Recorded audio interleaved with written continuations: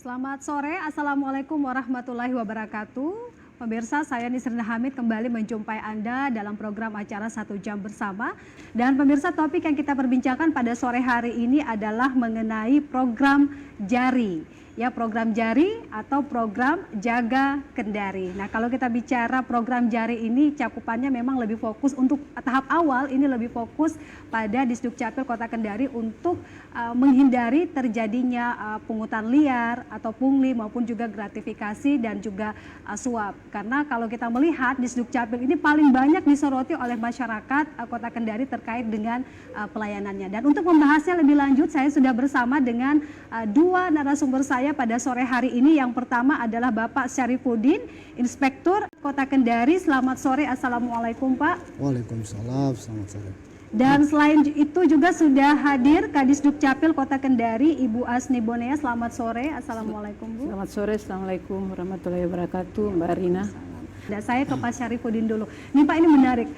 Program JARI, mungkin masih banyak masyarakat kita yang belum tahu apa sih itu program JARI, karena jangan sampai kepikiran mereka ada kaitannya dengan jari-jari ya. Oke, mungkin bisa dijelaskan dulu Pak, apa sebenarnya program JARI itu atau Jaga Kendari? Baik, terima kasih Mbak Nisrina.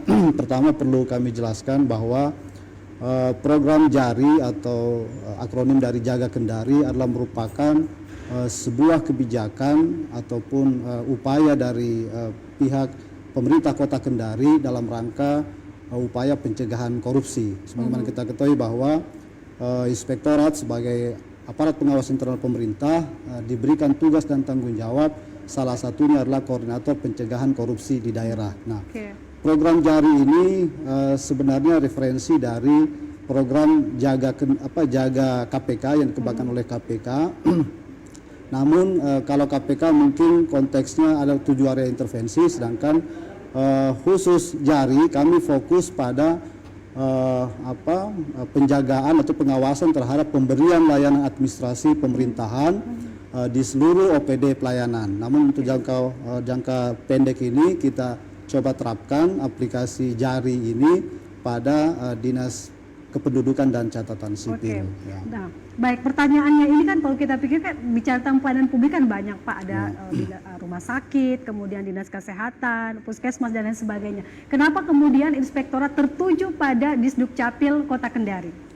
Baik, jadi pemilihan lokus pada prinsipnya kita ingin mengembangkan Jaga Kendari ini di seluruh OPD pelayanan yang ada di Kota Kendari. Namun jangka awal kenapa dipilih Disdukcapil? Yang pertama bahwa OPD Disdukcapil ini adalah OPD yang paling banyak bersentuhan langsung dengan layanan administrasi kepada masyarakat. Kalau kita tahu bahwa Disdukcapil itu memberikan layanan itu mulai orang lahir sampai orang meninggal. Nah, itu yang menjadi dasar kami.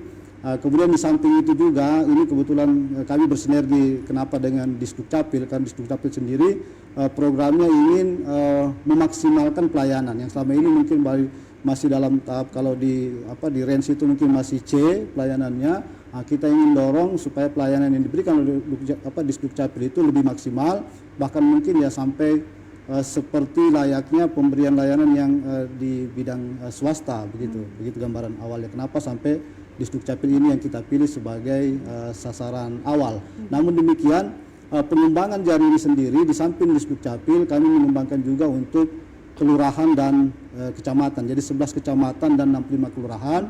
Lalu kemudian di tahap berikutnya 6 bulan ke depan kita akan menerapkan pada bidang kesehatan, bidang pendidikan, bidang perizinan, bidang pendapatan, termasuk urusan administrasi kepegawaian. Nah, nanti dalam waktu 1 tahun atau 2 tahun ke depan, seluruh layanan administrasi pemerintahan yang diberikan oleh pemerintah Kota Kendari itu bisa kita jaga atau kita bisa awasi betul-betul memberikan pelayanan administrasi itu yang bebas suap, pungli, dan gratifikasi. Pak, ini menarik nih. Apakah tidak terlalu terburu-buru kemudian Disdukcapil ini menjadi salah satu target untuk program JARI ini? Kenapa kemudian tidak memikirkan dulu melengkapi fasilitas yang ada, sarana dan prasarana yang ada, lalu kemudian program JARI ini berorientasi kepada pelayanan Disdukcapil Kota Kendari? Karena dikhawatirkan pasti akan banyak keluhan karena fasilitasnya belum lengkap, begitu Pak.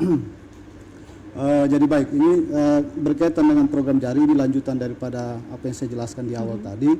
program jari ini tidak melulu hanya sifatnya penjagaan. Jadi kalau kita pengembangan program jari ini, yang pertama dari sisi internal, ya pembenahan kita dari sisi internal itu, baik kami selaku APIP-nya, inspektoratnya dalam melakukan pengawasan.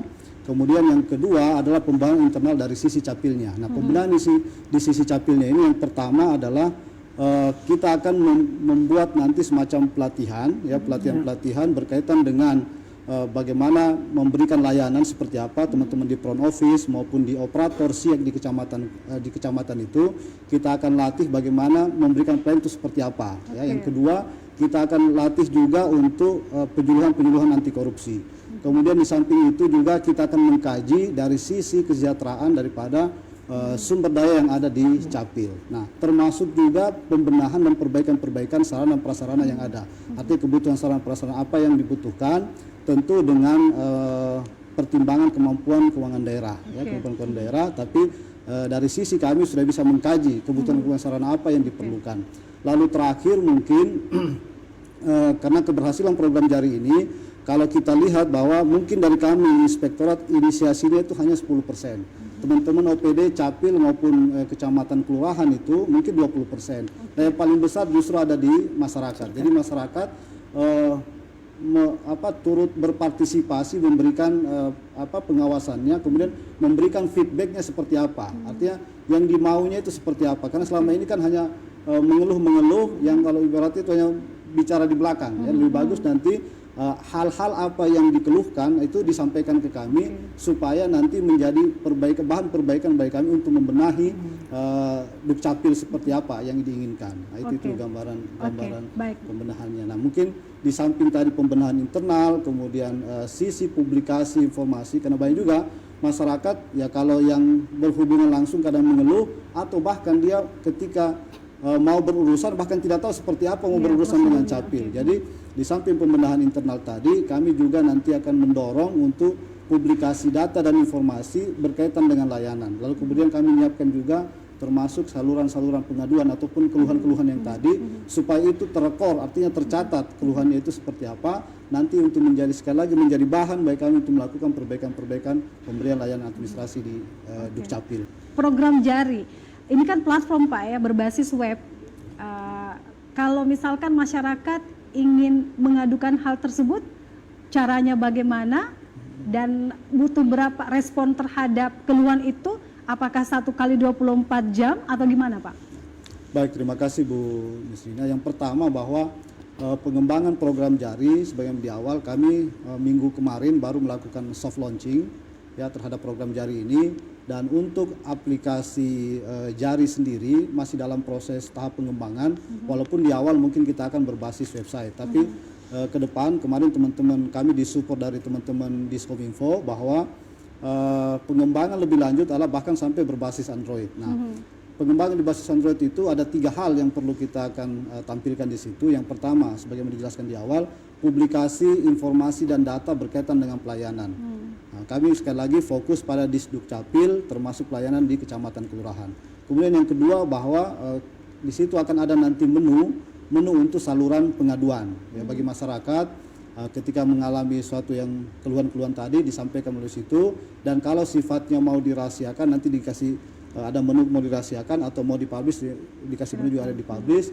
Dan termasuk bahkan kita sedang merancang di dalam aplikasi yang berbasis Android termasuk menyiapkan daftar antrian, nomor antrian ya, supaya seperti sekarang tidak berjubel seperti itu. Jadi di situ masyarakat ketika nanti menggunakan aplikasi itu, misalnya mau berurusan, bisa tahu dia misalnya antriannya nomor sekian, sekarang yang dilayani sekarang nomor sekian. Jadi dia bisa mengukur kapan dia harus datang ke Capil. Tapi itu sekali lagi masih dalam tahap pengembangan yang kami betul-betul disupport oleh teman-teman di Skominfo. Pengembangan aplikasi itu insya Allah nanti mungkin sebulan, kemudian kita uji coba, dan termasuk juga akan mensosialisasi kepada masyarakat bagaimana menggunakan aplikasi jari ini, utamanya masyarakat yang akan berhubungan mendapatkan pelayanan administrasi dari pemerintah. Berarti targetnya 2020 sudah bisa diimplementasikan Pak? Insya Allah 2021. September sudah Oh bisa. September, oke. September sudah bisa. September 2020 sudah 2020 bisa digunakan. untuk di Disduk Capil dan Capil. mungkin kecamatan kelurahan. Oke, berarti nanti ini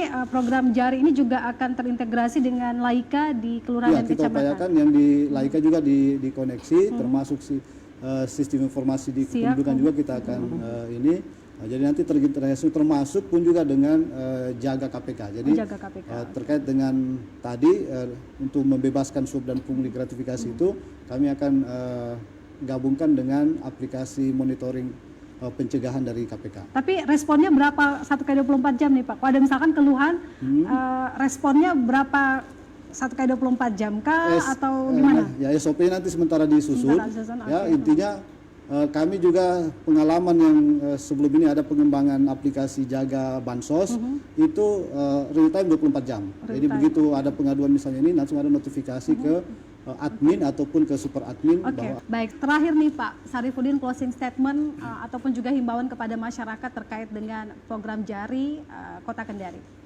baik, terima kasih. Terakhir mungkin bahwa kesuksesan program JARI sangat ditentukan oleh partisipasi masyarakat. Kami sifatnya menginisiasi, kemudian teman-teman dinas OPD yang terkait melakukan pembinaan secara internal untuk memberikan layanan yang maksimal kepada masyarakat. Jadi yang paling besar justru di masyarakat. Maka dari itu mari sama-sama kita sukseskan program JARI, jaga Kendari, bebaskan layanan administrasi, bebaskan Kendari dari suap, pungli, dan gratifikasi. Oke, kalau Bu Asti apa yang ingin disampaikan Ya. closing statement? Terima kasih. Jadi saya menghimbau kepada masyarakat dalam pengurusan dokumen kependudukan sebaiknya datanglah sendiri ke kantor Dukcapil. Kenapa? Untuk menjaga jangan sampai ya ada tadi yang seperti dibilang calo atau apa. Tetapi dengan datang sendiri ke Dukcapil, pengisian data bisa lebih akurat karena data ini baik itu kartu keluarga, KTP dan akte kelahiran dan dokumen-dokumen lainnya itu dalam semua pengurusan itu dibutuhkan. Kapan data salah pasti juga akan tertolak dalam pengurusan administrasi kependudukan. Oke, baik. Nah, Indah Bumbung ada dua narasumber saya pada sore hari ini. Mungkin Indah ada keluhan, mungkin pelayanan yang tidak maksimal Indah pernah mengalami atau gimana? Bu, langsung ditanyakan saja. Oke, nah ini cukup menarik nih. Sedari tadi saya perhatikan ya temanya mengenai aplikasi JARI, Jaga Kendari. Nah ini saya ada sedikit pertanyaan ini.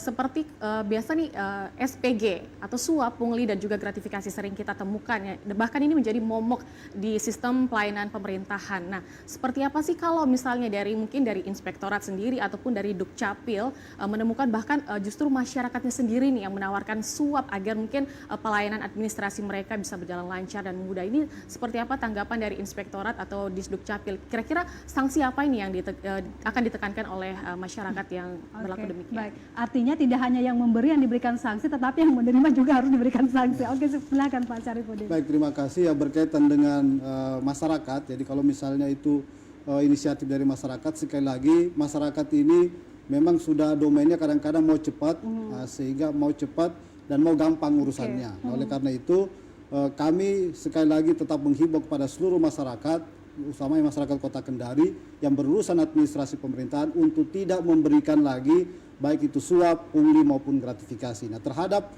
ASN sebagai pelaksana tugas itu kita akan berikan sanksi yang sangat tegas kalau sampai hari ini masih juga menerima pemberian suap, pungli dan gratifikasi. Oke, baik. Kalau Bu Asti gimana Bu Asti komentarnya?